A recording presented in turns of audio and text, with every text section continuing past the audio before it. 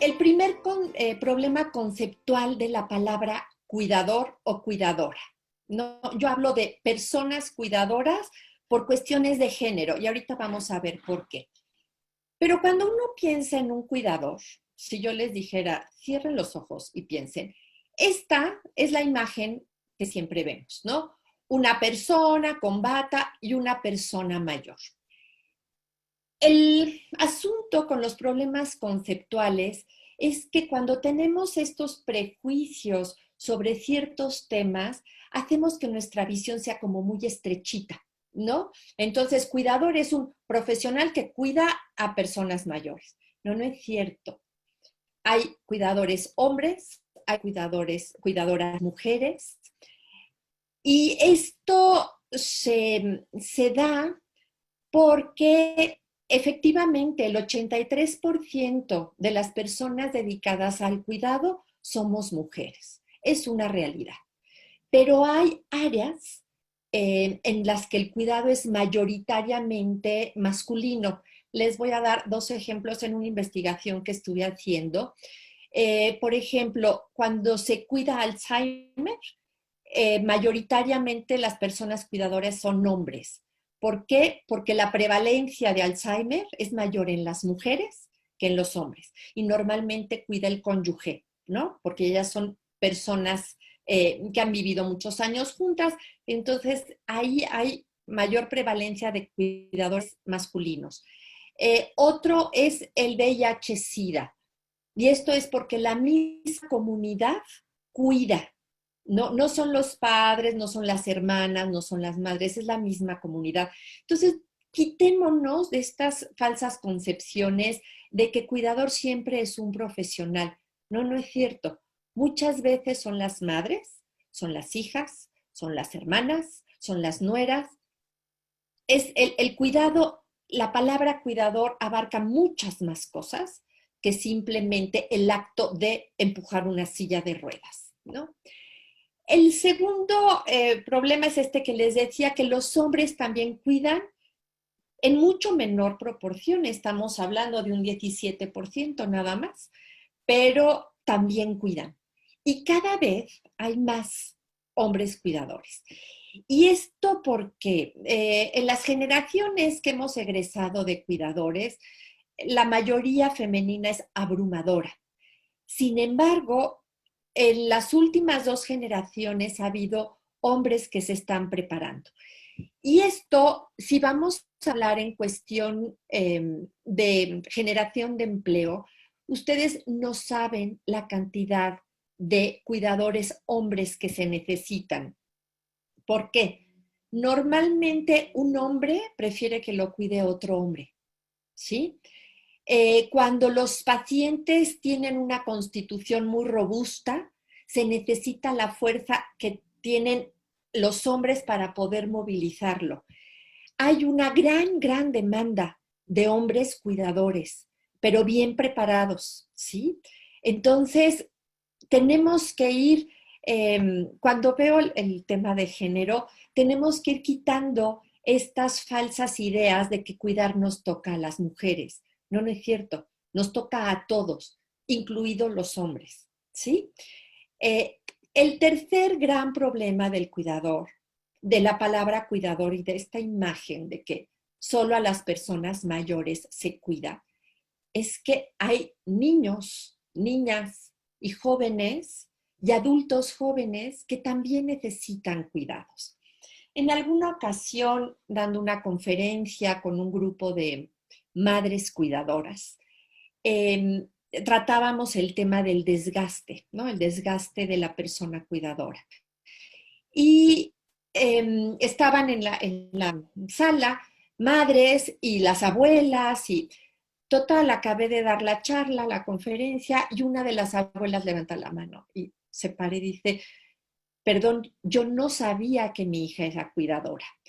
Y esto es muy común cuando trato con grupos de madres de niños autistas o de madres con parálisis cerebral, en fin, hay muchas condiciones y ahorita voy a hacer esta diferenciación. Ellas me dicen, no, yo no soy su cuidadora, yo soy su madre. Es verdad, pero algo sucede, que cuando eres su madre y su cuidadora, parece ser que dejas de ser su madre para convertirte en cuidadora las 24 horas al día. Y la verdad es que ese niño, ese joven, necesita a su mamá, esa con la que puedes bromear, juguetear, contar bromas, contarle tus penas, sentir el abrazo y no el constante cuidado, ¿sí? Y lo mismo sucede con las personas mayores. Los hijos, y si en el público hay quienes tengan a sus padres mayores, se van a identificar con esto, se los aseguro. Muchas veces les hablamos y les hablamos para ver si ya se tomaron la medicina, si ya hicieron la cita con el doctor, si ya hicieron los ejercicios, que van a comer, que sí. Esto es muy común. Entonces, dejamos de ser hijos para convertirnos en cuidadores de tiempo completo.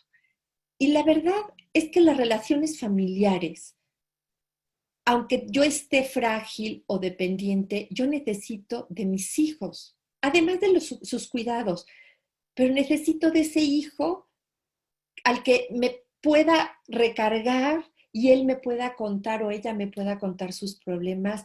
O sea, el vínculo familiar no se rompe cuando hay una situación que una de las partes requiere cuidados.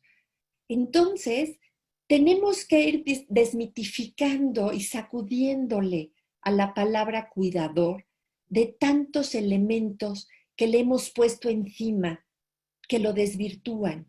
Y entonces creemos que ser buenos hijos o buenas madres o padres es estar cuidando todo el día.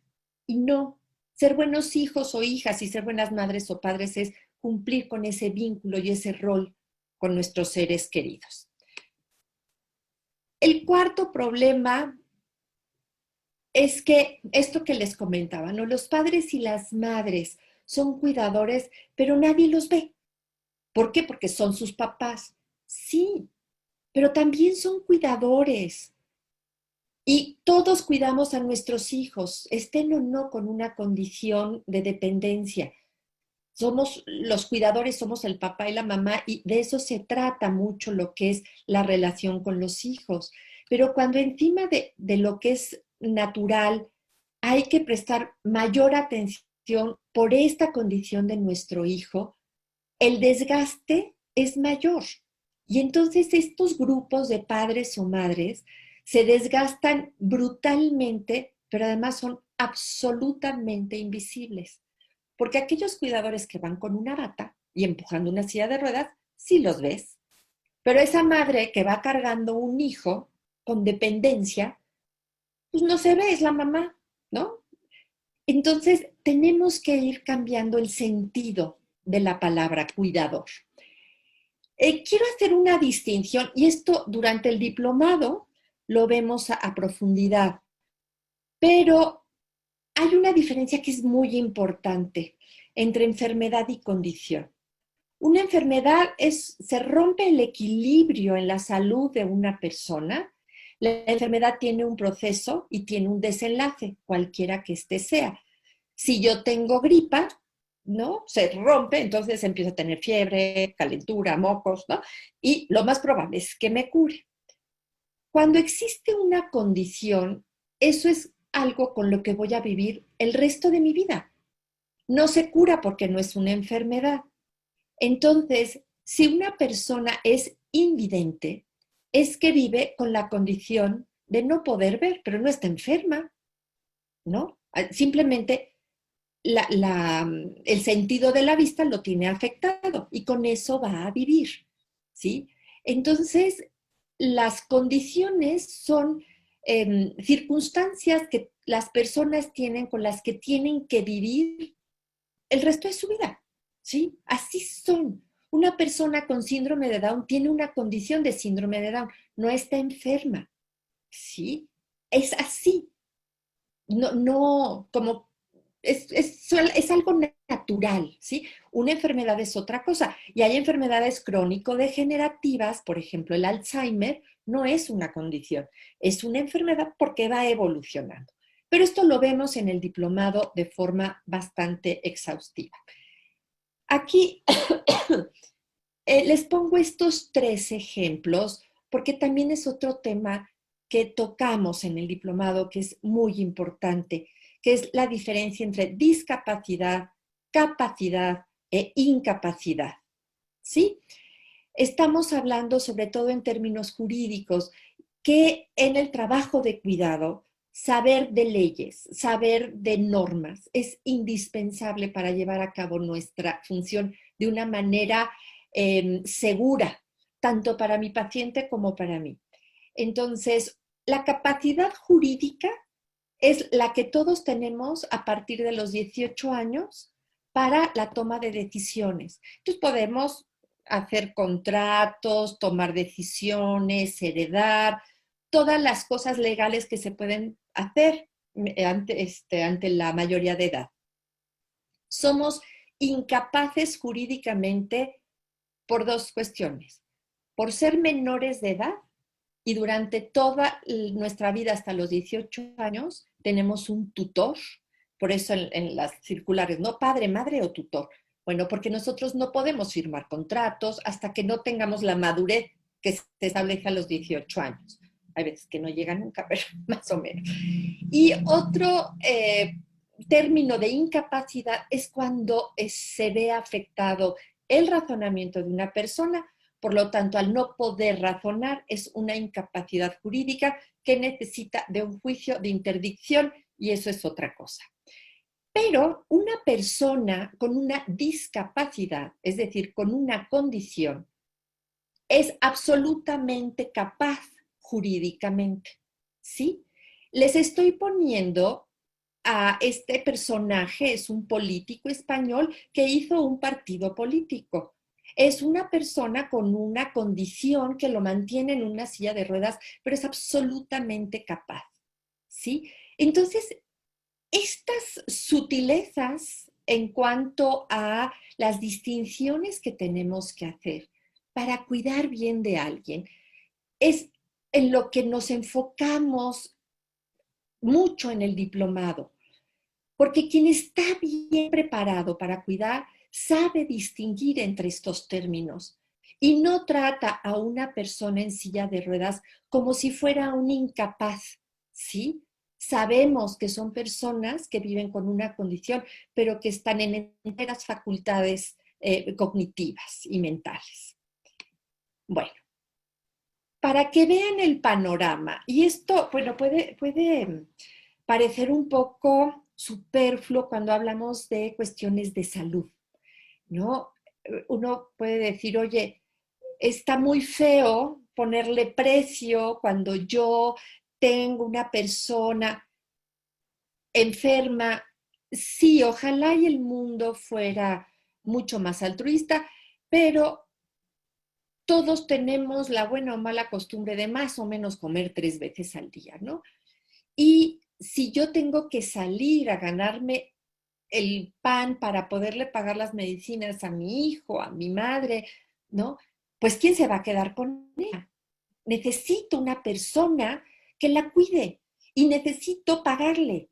Y tú, cuidador o cuidadora, necesitas cobrar, porque el trabajo cuesta, ¿sí? Y se tiene que pagar y hacerlo dignamente.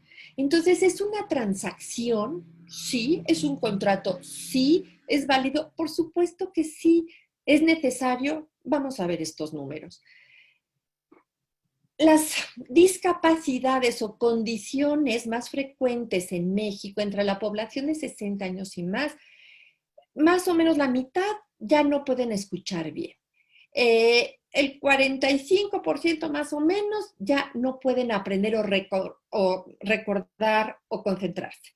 El 42% tiene problemas para mover las manos. Ojo, entre los jóvenes de 15 a 29 años, lo que más hay es la discapacidad para ver, la condición de ser invidente. Y entre los niños de 0 a 14 años, el 45% tienen problemas para hablar o comunicarse y el 37% para moverse de manera autónoma.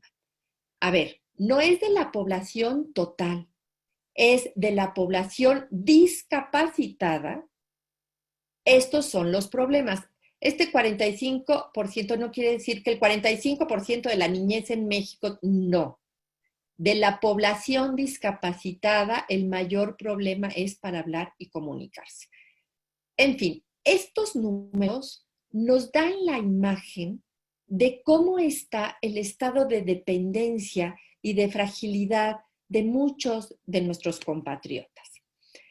En las personas en general que tienen discapacidad, la mayor es para caminar o moverse, después es para ver, para escuchar, para hablar y comunicarse, atender el cuidado personal, poner atención a aprender y la discapacidad mental. En mental están incluidas esquizofrenias, bipolaridades, borders, Alzheimer y distintos tipos de demencia. No todas las demencias son Alzheimer. Eso es bien importante y lo vemos hasta el cansancio. En 19 de cada 100 hogares vive una persona con discapacidad. Esto de vive un discapacitado, el término no me gusta. Así venía la infografía, pero cuando vemos equidad de género y trato equitativo, esto no debe de ser, pero bueno.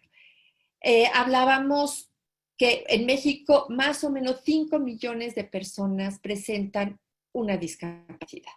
Estamos hablando del 5% de la población total en México. Echen sus números. Si somos alrededor de 120 millones, el 5% más o menos es gente que necesita de cuidados, ¿sí? En el Distrito Federal estamos hablando de que la mayoría, el 2.4 son personas que no pueden caminar o moverse, tienen dificultades visuales y así está en el Distrito Federal, en la Ciudad de México, perdón, la situación de personas con dependencia.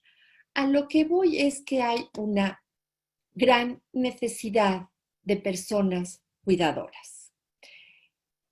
Y esta gráfica se las pongo por lo siguiente. En alguna ocasión iba yo con mi hijo a dejarlo a una clase y en eso pasamos y vemos a un hombre en silla de ruedas queriendo parar un camión y nada. Pasé 2 altos y lo seguía viendo. Los camiones no se paraban, los taxis no se paraban. Entonces me di la vuelta y le dije a mi hijo, por favor, vamos a ver qué le pasa a este señor. Y me decía, no señora, no se preocupe. Yo sé que me tardo hasta 2 horas en poder tomar un vehículo, llámese el que sea, para poderme mover. En ese momento todavía no existía el Uber, voy a hacer la aclaración. Esto es real. Este hombre sabía que por lo menos 4 horas de su día se iba a tener que tardar para que alguien le hiciera favor de moverlo del punto A al punto B.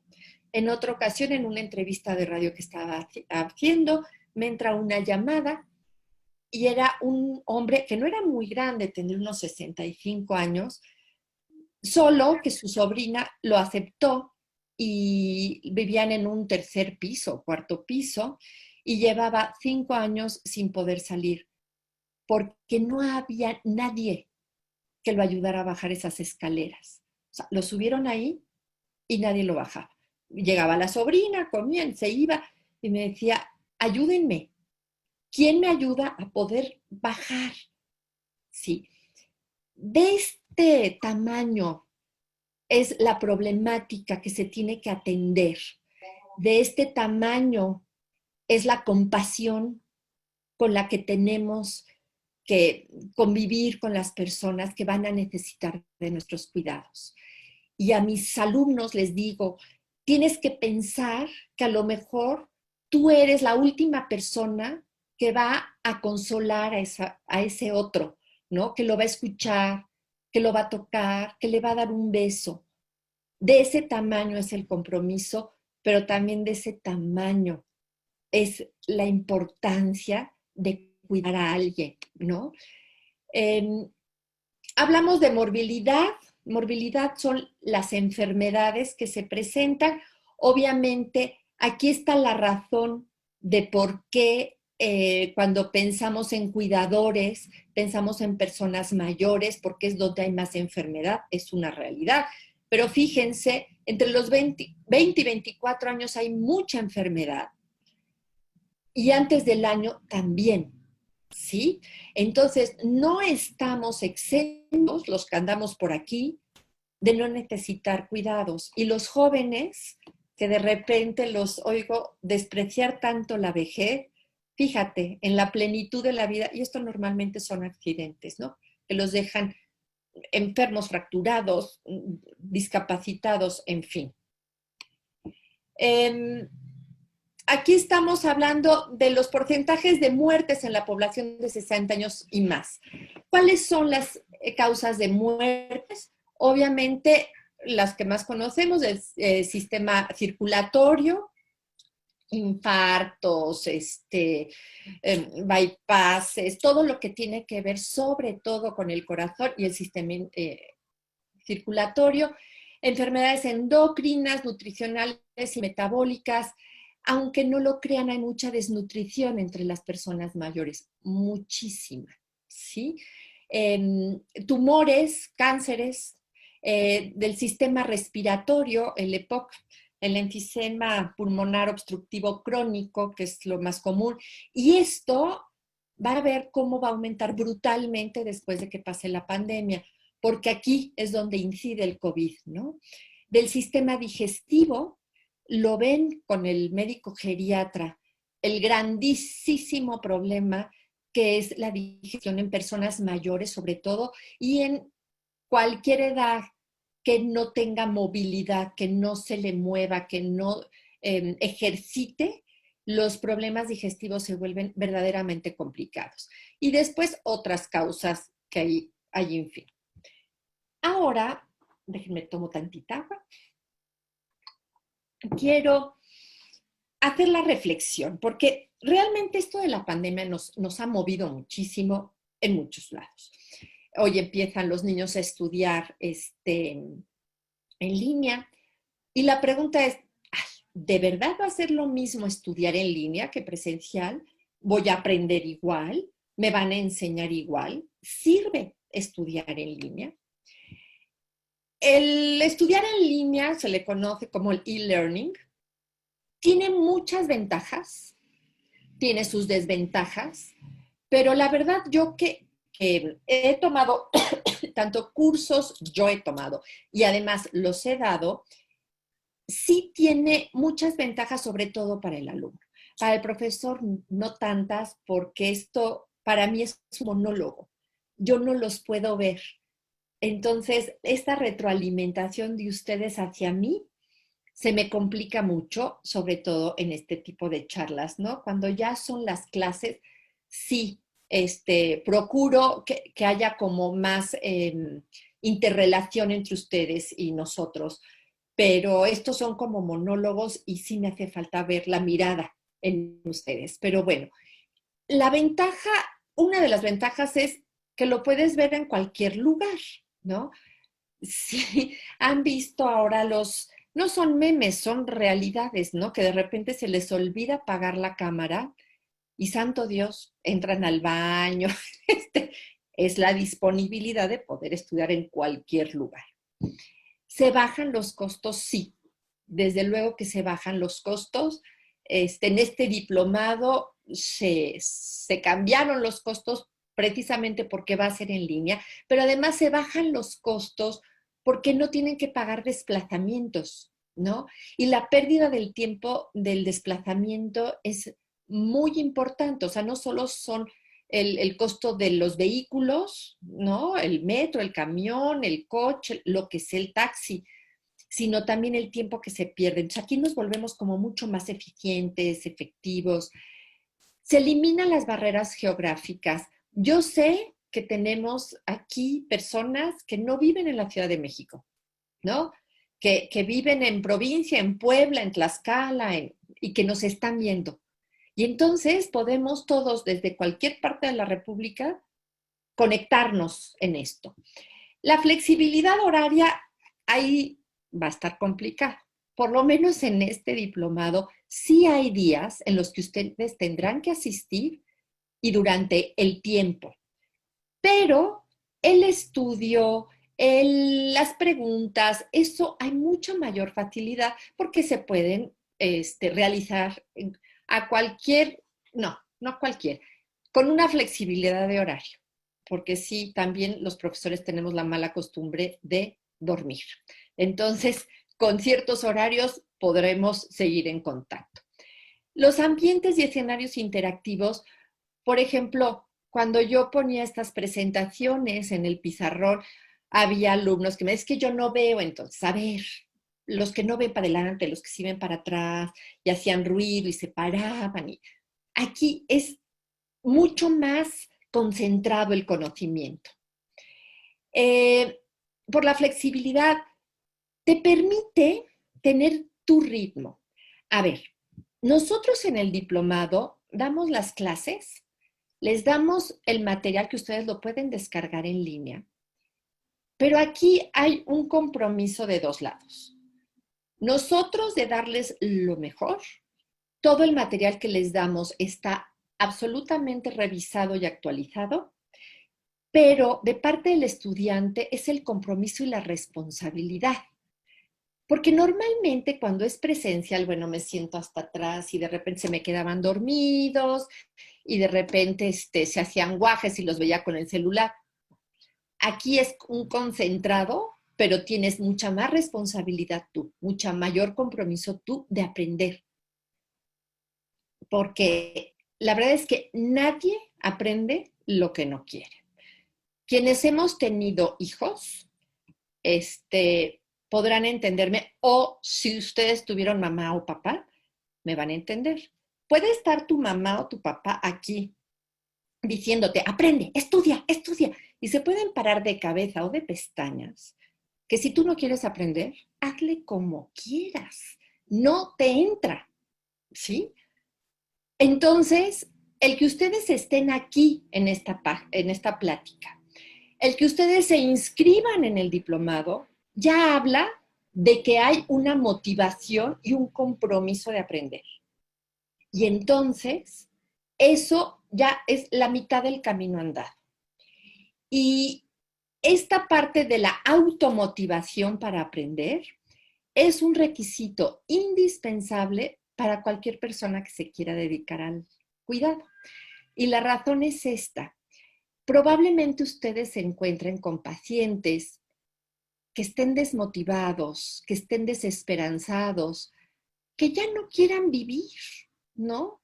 Que estén tan deprimidos que hazle como quieras. A mí ya no me interesa estar. Eso lo van a encontrar. Entonces, si ustedes han vivido en ustedes la automotivación para acabar un programa como este, seguramente van a poderle mover la voluntad a su paciente para que le vuelva a encontrar sentido a su vida. Y eso se los vamos a enseñar aquí. Pero si de entrada ustedes, ay, no, qué flor, no, no, no tiene caso.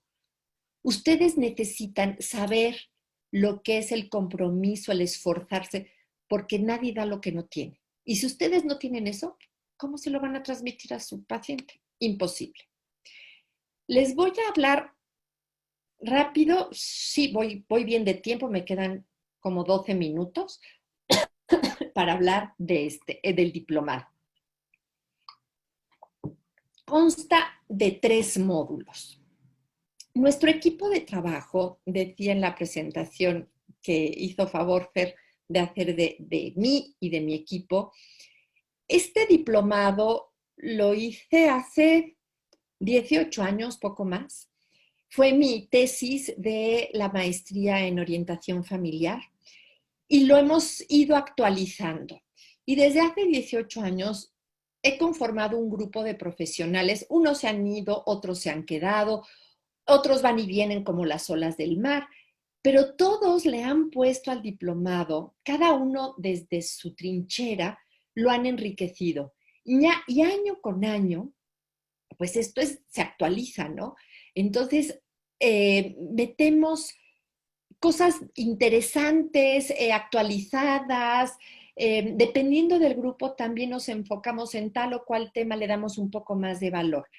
Entonces se van a encontrar con unas abogadas, tengo 2 abogadas extraordinarias que les van a hablar de los derechos y los deberes tanto del cuidador como del paciente. En este módulo vemos nuestro eje, que es el cuidado centrado en la persona. Esto no se lo puede brincar, es la columna vertical. Ay, Yolanda, pues es lógico, el cuidado pues, tiene que estar centrado en la persona, sí, pero cuando uno es cuidador profesional y te encuentras, voy a poner un caso típico, una hija que quiere que cuiden a su papá o a su mamá de cierta manera y el papá o la mamá no le gusta que lo cuiden así por sus razones, y en medio, ¿quién cree que está? El cuidador, ¿no? Entonces, la pregunta es, ¿y a quién le hago caso? ¿A quién me paga, que es la hija, o a mi paciente?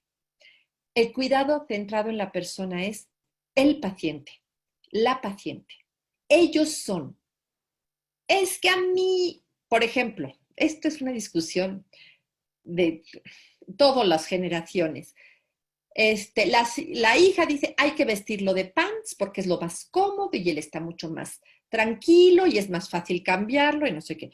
Y esta persona que siempre se vistió de traje y corbata, ¿no? Y de repente le ponen unos pants. Por más que le quieras decir, oye, pero es que es más cómodo. A ver, ¿es más cómodo para quién? ¿Para la hija? ¿Para el cuidador o la cuidadora? ¿O para él? Ponle su traje, quítale los botones y ponle velcro. Y así se lo podrás movilizar más fácil. Pero no le quites al final de su vida ese gusto, ese placer de vestirse como le ha gustado toda la vida. ¿Sí? Un ejemplo tan sencillo como ese clarifica lo que es centrado en el paciente, centrado en la persona. Sí, habrá momentos en el que el paciente quiere algo que no es bueno para su salud, como no tomarse las medicinas, como no bañarse en un mes, como ahí sí hay que hacer valer, porque al estar centrado en la persona, tenemos que ver por el beneficio del paciente y que se quede un mes sin bañarse no es beneficioso, aunque él no quiera, hay que convencerlo, hay que mover la voluntad, hay que motivarlo. Bueno, entonces empezamos desde ahí y por lo tanto tenemos que hablar de ética y de valores, ¿sí? Y que ustedes aprendan a poner los valores del paciente. Ustedes tienen su escala de valores y vamos a trabajar con sus valores, pero también tienen que ver la parte del paciente. ¿Cuáles son los valores de este paciente al que voy a atender? Y cómo conjugar las dos partes. La abogada les va a hablar de los derechos del paciente, pero también de sus derechos. Vamos a hablar de derechos humanos que están verdaderamente inmersos, porque la dignidad de la persona es la que sustenta y sostiene todos los derechos humanos. Y al final de este módulo vamos a hablar de equidad de género. ¿Por qué? Porque tenemos que hablar de vulnerabilidades. Nosotros en nuestro país tenemos al grupo con mayor vulnerabilidad de todos, ¿no? Muchos países los tienen y nosotros somos uno de ellos, que es ser mujer, ser indígena, ser pobre, ser vieja, ser viuda y estar enferma. ¿Sí? Entonces, ustedes tienen que saber y que tener esa sensibilidad de lo que es equidad y lo que es inequitativo, de lo que es justicia, de lo que no es, de cómo actuar, ¿sí? Entonces, se llama equidad de género porque desgraciadamente las mujeres son las más violentadas, pero los viejos, las personas mayores, son un grupo absolutamente maltratado y vamos a profundizar en el tema. El módulo 2, vamos a ver la parte de tanatología. Ay, pero ¿cómo por qué? Lo vamos a ver por 2 vías. Uno, las pérdidas que tiene su paciente sin importar la edad, ¿no? Pierden la salud, pierden las ilusiones, pueden perder el trabajo, los pacientes pierden. Y ustedes tienen que saber cómo acompañar esas pérdidas. Pero ustedes también van a perder, ¿sí? Y les repito, nadie da lo que no tiene. Si ustedes no saben trabajar consigo mismos sus pérdidas, difícilmente van a poder acompañar, ¿sí? Van a aprender de manera profunda a ponerles actividades ocupacionales. Cuidar no es sentarte a ver la tele con tu celular y que tu paciente esté aquí. Entonces tú la bañas, le das de comer y le das sus medicinas y le cuidas el sueño. Eso no es cuidar, ¿no? Cuidar es potenciar todo lo que le queda a mi paciente, todo, a través de actividades, de ejercicios, de pláticas, de silencios también. Pero tenemos que hacer que nuestro paciente vuelva a la vida.